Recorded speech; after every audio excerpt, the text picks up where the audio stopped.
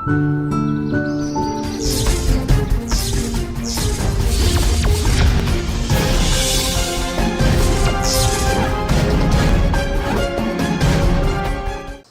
To current affairs. మనకు November 7 and 8 ఈ రోజులకు తీసుకున్నట్టయితే క్యాపిటల్ ఫౌండేషన్ పురస్కారాలు అంటాం. ఈ క్యాపిటల్ ఫౌండేషన్ పురస్కారాలని ప్రదానం చేయడం జరిగింది. జస్టిస్ యుయు లలిత్ సమక్షంలో ఈ అవార్డులను ప్రదానం చేయడం జరిగింది ఢిల్లీలో. క్యాపిటల్ ఫౌండేషన్ యొక్క లైఫ్ టైం అవార్డు ఏదైతుందో అది కేకే వేణుగోపాల్కి లభించింది. సో గత నెలలో సెప్టెంబర్ 30న వైదొలిగిన భారత అటార్నీ జనరల్ కేకే వేణుగోపాల్కి ఈ అవార్డు లభించడం జరిగింది, లైఫ్ టైం అవార్డు. ఇక మామూలుగా ఇచ్చే క్యాపిటల్ ఫౌండేషన్ యొక్క నేషనల్ అవార్డ్స్ అంటాం. దీంట్లో అంటే ఈ తెలుగు ప్రాంతానికి సంబంధించిన వ్యక్తుల్ని తీసుకున్నప్పుడు అవార్డు గ్రహీతల్లో నర్రెడ్డి సునీత ఉన్నారు. ఆమె ఒక వైద్యురాలు, దివంగత వైఎస్ వివేకానంద రెడ్డి యొక్క కూతురు. సో ఆమెకి అవార్డు లభించడం జరిగింది. టీబీ, ఈ యొక్క ట్యూబర్క్యులోసిస్కి సంబంధించిన ఈ WHO బృందంలో ఆమె సభ్యురాలుగా ఉన్నారు. సో అక్కడ టీబీ నియంత్రణతో పలు సంస్థల్లో అందిస్తున్న సేవలకి ఆమెకి అవార్డు లభించడం జరిగింది. అలాగే ఈ హైదరాబాదుకు సంబంధించిన కార్లను సేకరించే ఒక వ్యక్తి రామ్లాల్ అగర్వాల్, ఆయనకు కూడా క్యాపిటల్ ఫౌండేషన్ యొక్క జాతీయ పురస్కారం అనేది లభించింది. కళారంగం, ఆర్ట్స్ అనే సెక్టార్లో ఆయనకి అవార్డు లభించడం జరిగింది. ఇక రిషి సునాక్ తను ఎన్నికల్లో కాంటెస్ట్ చేయాలని అనుకోలేదని ఒక దశలో బోరిస్ జాన్సన్ ప్రధాని కావడానికి వీలుగా తాను పోటీ నుంచి తప్పుకుంటున్నట్టు కూడా ఒక ప్రచారం ఏదైతే జరిగిందో దాన్ని తోసిపుచ్చారు. అలా ఏం లేదు, నాకు కావలసినంత మద్దతు నాకు ఉంది కాబట్టి నేను ఎలక్షన్లో కంటెస్ట్ చేద్దామని భావించాను అనేది చెప్పారు. తాను దీపావళికి సంబంధించిన ఒక కార్యక్రమానికి అటెండ్ అవుతున్నప్పుడు తాను హిందూ ప్రధానిగా గర్వపడుతున్నట్టు చెప్పారు.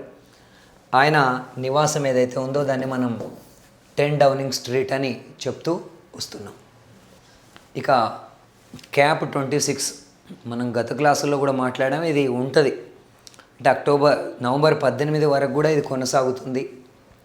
కాన్ఫరెన్స్ ఆఫ్ పార్టీస్, ఐక్యరాజ్య సమితి వాతావరణ మార్పులకు సంబంధించిన ఈ సదస్సు మనకు నవంబర్ 6న స్టార్ట్ అయింది, నవంబర్ 18 దాకా కొనసాగుతుంది.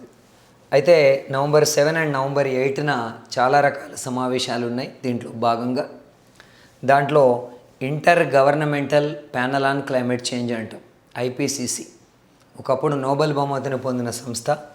దాని చైర్మన్ హోయే సంగ్ లీ ఇప్పుడు వాతావరణ మార్పులకు సంబంధించి తీవ్రమైన ఆందోళనను వ్యక్తం చేయడం జరిగింది.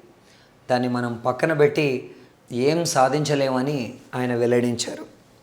అలాగే క్యాప్ 26కి అధ్యక్షుడిగా ఉన్న ఒక భారత సంతతి వ్యక్తి, అప్పుడు బ్రిటన్ దానికి ఆతిథ్యం ఇచ్చింది కాబట్టి గ్లాస్గోలో. సో అప్పుడు ఒక భారతీయుడు ఈ పదవిలోకి వచ్చారు, అలోక్ శర్మ. సో ఆయన కూడా మాట్లాడుతూ మనం గతంలోనే మాట్లాడినాం, ప్యారిస్ అగ్రిమెంట్ 2015 ప్రకారం ఈ శతాబ్దపు అంతానికి పెరుగుదల ఏదైతే ఉందో అంటే మనకు అంతకుముందు ఉన్న స్థాయికి, పారిశ్రామిక విప్లవం నాటి స్థాయిలో 1.5 డిగ్రీలకు పరిమితం చేయాలి. సెల్సియస్లో చూస్తే 2.7 ఫారెన్హీట్కు పరిమితం చేయాలనే లక్ష్యం సాధ్యమయ్యేలా కనిపించట్లేదని అలోక్ శర్మ చెప్పారు. ఇక ఈ సదస్సులోనే మనకు కొత్తగా షమేహ్ షౌక్రీ అనే అతను ఈ ఈజిప్ట్ యొక్క విదేశాంగ మంత్రి. సో ఆయన ఈ క్యాప్ 27 యొక్క అధ్యక్ష బాధ్యతల్ని స్వీకరించడం జరిగింది. ఈ సదస్సులో ఆతిథ్య దేశం ఈజిప్ట్ యొక్క అధ్యక్షుడు అబ్దుల్ ఫతా అల్ సిసి కూడా పాల్గొన్నారు. ఈ సదస్సుకి రాబోతున్నట్టు అంటే క్యాప్ 27లో 120 దేశాల అధినేతలు పాల్గొంటారని ముందు చెప్పారు. ఇందులో జో బైడెన్ పాల్గొనబోతున్నారని మళ్ళొకసారి ఈజిప్ట్ కన్ఫర్మ్ చేసింది. బట్ ప్రపంచంలో కీలక దేశాలు దాదాపు 37% జనాభాని ప్రాతినిధ్యం వహిస్తున్న చైనా అండ్ భారత్ అధినేతలు Xi Jinping and Narendra Modi పాల్గొనడం పైన ఒక క్వశ్చన్ మార్క్ అయితే కనిపిస్తుంది.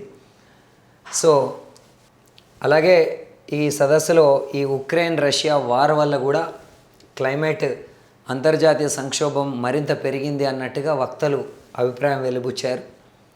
ఇక పారిశ్రామిక విప్లవం అంటే 1850 నుంచి 1900 మధ్యలో స్టార్ట్ అయిన ఉష్ణోగ్రతల నుంచి మొదలు పెడితే ఈ 2015 నుంచి 2022 మధ్య ఉన్న 8 ఏళ్ళు అనేవి అత్యంత వేడి సంవత్సరాలుగా WMO ప్రకటించడం జరిగింది.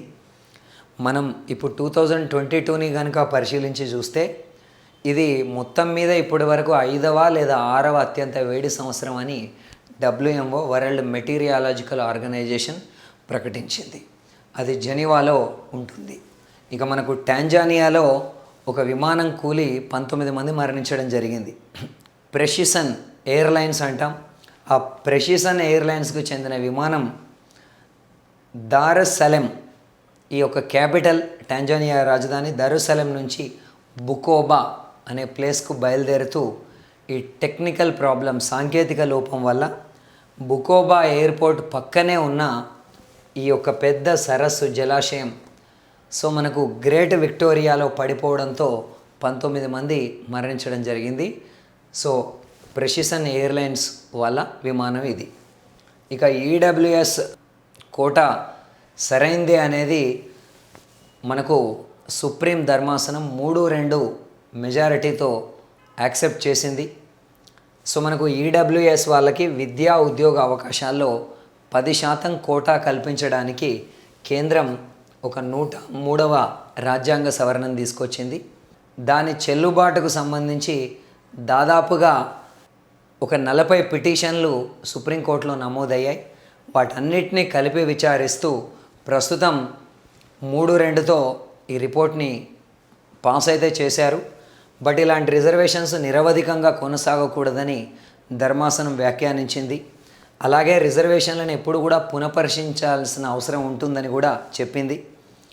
అయితే ఈ మెజారిటీ తీర్పు 3-2తో ఉన్నదాన్ని ప్రధాన న్యాయమూర్తి step down out going supreme court ప్రధాన న్యాయమూర్తిగా ఈరోజు వైదొలగనున్న యుయు లలిత్ అండ్ మరొక సభ్యుడు జస్టిస్ రవీంద్ర భట్ దీన్ని వ్యతిరేకించడం అనేది గమనార్హం. సో 2019లో 103వ రాజ్యాంగ సవరణ ద్వారా ప్రభుత్వం అగ్రవర్ణ పేదలకి 10% ఈ యొక్క EWS economic weaker section quota అనేది కల్పించింది. దీన్ని రాజ్యాంగ ధర్మాసనంలో 3 సభ్యులు మెజారిటీ సభ్యులు justice Dinesh Maheshwari, justice Bela M Trivedi, justice JB Pardiwala, justice Dinesh Maheshwari, justice Bela M Trivedi and justice JB Pardiwala ఈ ధర్మాసనంలో మెజారిటీ 3 సభ్యులు ఈ EWSని సమర్థించారు. అయితే మామూలుగా ఈ సవరణ రాజ్యాంగ మౌలిక స్వరూపాన్ని ఉల్లంఘించడం లేదని వాళ్ళు వ్యాఖ్యానిస్తే మరో న్యాయమూర్తి జస్టిస్ రవీంద్ర భట్ మాత్రం భిన్నమైన అభిప్రాయాన్ని వ్యక్తం చేశారు. EWS ఆర్థిక ప్రతిపాదికన తెచ్చిన EWS కోటా పైన తనకు ఎలాంటి అభ్యంతరం లేదని, కానీ అందులో నుంచి SC ST OBC పేదలను మినహాయించడం పట్లనే తనకు అభ్యంతరం ఉందని చెప్తూ రాజ్యాంగ ధర్మాసనం చేసిన ఈ సవరణ తీర్పుని కొట్టివేస్తున్నట్టు అంటే వ్యతిరేకిస్తున్నట్టు ఆయన తీర్పు వెలువరించారు. ప్రత్యేకంగా ఏం వ్యాఖ్యానించకపోయినా ప్రధాన న్యాయమూర్తి జస్టిస్ యుయు లలిత్ కూడా తాను కూడా జస్టిస్ రవీంద్ర భట్ యొక్క అభిప్రాయంతో ఏకాభిప్రాయాన్ని వ్యక్తం చేస్తున్నట్టు దీన్ని అపోజ్ చేస్తున్నట్టు ప్రకటించారు. అలా 3-2తో ఇది ఆమోదం పొందడం జరిగింది. సో ఇక ఇవన్నీ కూడా చర్చించినట్టు చెప్పారు. ఇక్కడ ఏం లేదు. అంటే 103వ సవరణ అనేది రాజ్యాంగ సూత్రాలకు విరుద్ధమా, లేదా EW కోటా నుంచి SC ST OBCలకు విస్మరించడం రాజ్యాంగ మౌలిక స్వరూపానికి ఏమైనా భంగం కలిగిస్తుందా, ఈ సవరణ వల్ల 50% కోటా పరిమితి దాటడం అనేది అవుతుందా, ఇలాంటి వాటన్నిటిపైన కూడా ధర్మాసనం దృష్టి సారించింది. ఇక చాలా కాలం తర్వాత లా కమిషన్కి చైర్మన్ నియమించడం జరిగింది. కర్ణాటక హైకోర్టు యొక్క చీఫ్ జస్టిస్గా పనిచేసి రిటైర్డ్ అయిన వ్యక్తి జస్టిస్ రితురాజ్ అవస్థిని లా కమిషన్ చైర్మన్గా నియమించారు. ఎట్టకేలకి ఈ విషయాన్ని కేంద్ర న్యాయశాఖ మంత్రి కిరణ్ రిజిజు ప్రకటించడం జరిగింది. అలాగే సభ్యులుగా justice KT Sankaran, professor Anand Paliwal, professor DP Verma, professor Raka Arya and M Karunanidhi వీళ్ళని కమిషన్లో సభ్యులుగా నియమించడం జరిగింది. Justice KT Sankaran, professor Anand Paliwal, professor DV Verma, professor Raka Arya and M కరుణానిధిని కమిషన్ సభ్యులుగా నియమించడం జరిగింది. ఇక వాస్తవంగా నవంబర్ 8న స్టెప్ డౌన్ చేయాల్సింది సుప్రీంకోర్టు యొక్క ప్రధాన న్యాయమూర్తిగా మిస్టర్ యుయు లలిత్. కానీ ఒక్కరోజు ముందే నవంబర్ 7న, ఎందుకంటే నవంబర్ 8న గురునానక్ జయంతి సందర్భంగా హాలిడే ఉండడంతో నవంబర్ 7నే ఆయన యొక్క వీడ్కోలు సమావేశం జరిగింది. వీడ్కోలు యొక్క ధర్మాసనానికి justice DY Chandrachud and justice Bela M Trivedi ఈ ధర్మాసనంలో ఉన్నారు. సో సుప్రీంకోర్టు చరిత్రలో అత్యంత ఎక్కువ కాలం కొనసాగిన ప్రధాన న్యాయమూర్తి మిస్టర్ వైవి యశ్వంత్ విష్ణు చంద్రచూడ్ హయాంలో తాను సుప్రీం న్యాయమూర్తిగా సుప్రీంలో కేసెస్ను వాదించడం మొదలుపెట్టి ఆయన కుమారుడు జస్టిస్ డివై చంద్రచూడ్కు పగ్గాలు అప్పగిస్తూ వైదొలుగుతున్నట్టు ఆయన ప్రకటించారు. యుయు లలిత్ యొక్క ప్రత్యేకత ఏంటంటే న్యాయవాదుల నుంచి నేరుగా సర్వోన్నత న్యాయస్థానానికి వెళ్ళిన కొద్ది మందిలో యుయు లలిత్ కూడా ఒకరు. సో తదుపరి ప్రధాన న్యాయమూర్తిగా నవంబర్ 9న జస్టిస్ చంద్రచూడ్ బాధ్యతల్ని స్వీకరించడం జరుగుతుంది. ఎవ్రీ ఇయర్ కూడా మనకు నేషనల్ ఫ్లోరెన్స్ నైటింగేల్ అవార్డులు ఇస్తారు. 2021 సందర్భంగా 51 మందికి ఈ అవార్డులను ప్రదానం చేశారు. ఈ 51 మంది కూడా నర్సులై ఉంటారు. నర్సు వృత్తిలో ఇది అత్యున్నతమైన award Florence nightingale. So lady with the lamp అని ఈమెను పిలుస్తూ ఉంటారు. నర్సు వృత్తికి ఆదర్శప్రాయురాలైన వ్యక్తిగా ఆమె పేరు మీద ఈ అవార్డును నెలకొల్పడం జరిగింది. ఇక తెలుగు రాష్ట్రాల నుంచి చూసినప్పుడు విజయవాడ ప్రభుత్వ ఆసుపత్రిలో స్టాఫ్ నర్సుగా పనిచేస్తున్న ఒక అమ్మాయి మిరియాల ఝాన్సీ రాణి. ఆ మిరియాల ఝాన్సీ రాణి కరోనా సమయంలో రోగులకు అందించిన సేవలకు గాను ఈ అవార్డుని ఇవ్వటం జరిగింది తెలుగు రాష్ట్రాల నుంచి. సో కేంద్ర వైద్య ఆరోగ్య శాఖ 1973లో ఈ అవార్డుని ప్రారంభించింది. అప్పటి నుంచి రెగ్యులర్గా ఈ అవార్డు ఇస్తున్నారు. ఇక అవార్డు గ్రహీత అయిన ఝాన్సీ రాణి గత 25 ఏళ్ళుగా AIDS, blood banking, basic life support, advanced cardiac life support, ఈ యొక్క mid life service, medical transcription, nursing, విద్యాబోధన రంగాల్లో చేసిన కృషికి ఆమెకి అవార్డు లభించడం జరిగింది. సో మనకు వైఎస్ఆర్ రైతు భరోసా కేంద్రాలు ఏవైతున్నాయో ఆర్బీకేలు అంటాం. సో వాటికి ద్వారా 3 ఏళ్ళుగా లాస్ట్ 3 ఇయర్స్గా ఆంధ్రప్రదేశ్లో ఈ విత్తనాలని పంపిణీ చేస్తున్న సంస్థ ఏపీ సీడ్స్ లేదా ఆంధ్రప్రదేశ్ రాష్ట్ర విత్తన అభివృద్ధి సంస్థ అని చెప్తూ ఉంటాం. ఆ ఏపీ సీడ్స్కి ఒక నేషనల్ అవార్డు లభించింది.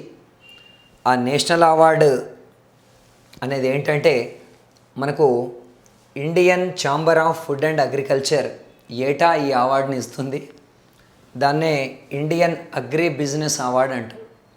ఇండియన్ అగ్రి బిజినెస్ అవార్డు 2021-22 సంవత్సరానికి గ్లోబల్ అగ్రి అవార్డ్ 2022 ఈ విభాగంలో ఏపీ సీడ్స్కి వచ్చింది.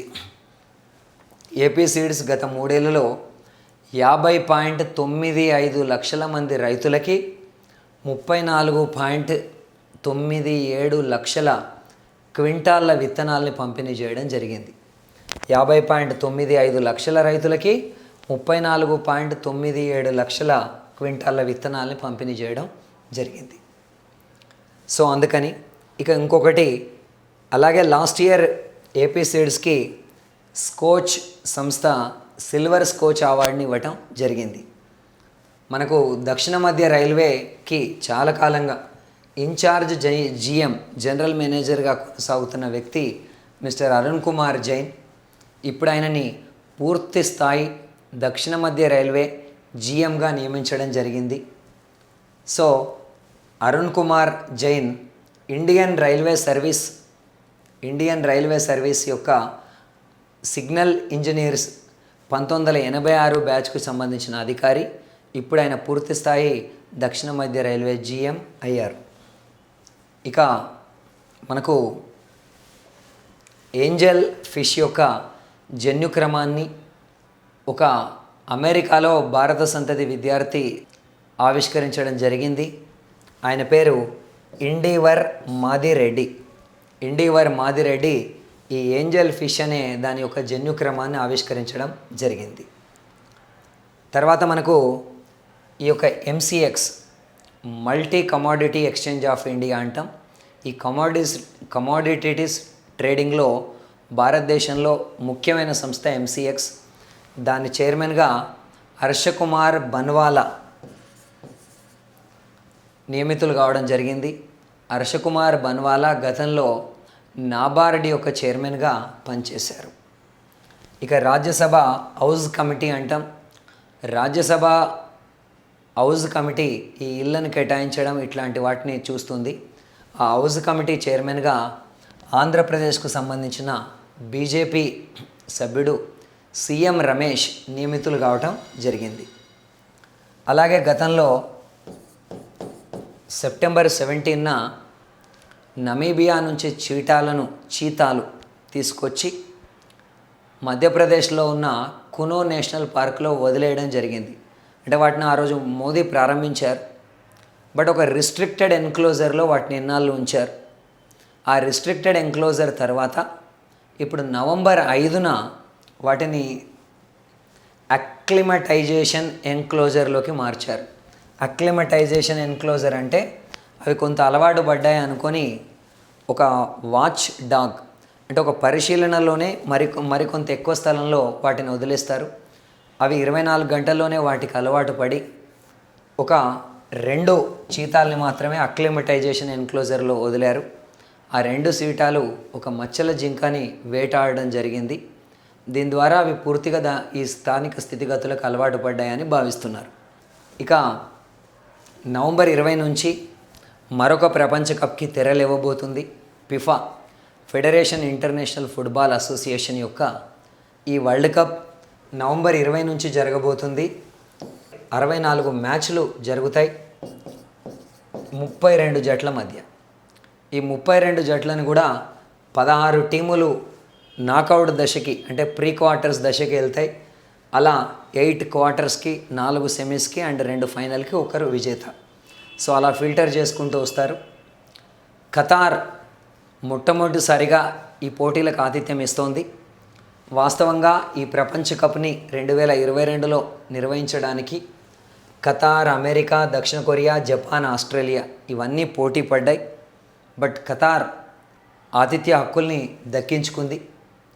ఇందులో మొట్టమొదటి మ్యాచ్ మనకు నవంబర్ 20న ప్రారంభం అవుతుంది. ఆ మొట్టమొదటి మ్యాచ్లో ఖతార్ దక్షిణ అమెరికా దేశం ఈక్వెడార్ని ఢీకొట్టబోతుంది.